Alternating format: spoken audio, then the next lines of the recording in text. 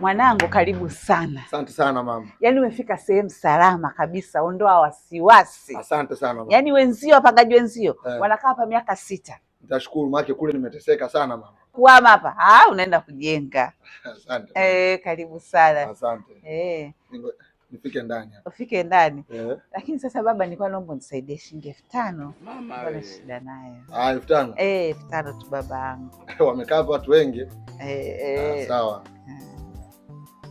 Nimekanyaga mimi. Na 3,000 mama. Haina shida, basi nitakudai 2,000.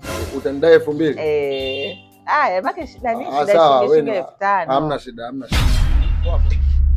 Vipi mama? Maki naona tumeachana tu sasa hivi. Kuna shida gani? Nilikuwa naomba niongezee ile 10,000, nimekuona na 10,000. Nikuongezee 10,000? Babangu. Si umesema wewe una shida na 5,000, nimekupa 5,000 unafuta. Kijana wangu yuko Mwanza, amenipigia simu anaumwa. Sasa mimi sina hela. Nimekuona na 10,000 hapo, nisaidie tu baba yangu. Hapa wanakaga watu miaka mingi. Miaka 6 mpaka nenda kujenga. Mama, mimi 10,000 ndo nabakiza kula. Si nimekupa 200,000 lakini hapa ya kodi sasa hivi. Hivyo sasa na kodi. Si mambo madogo madogo tu.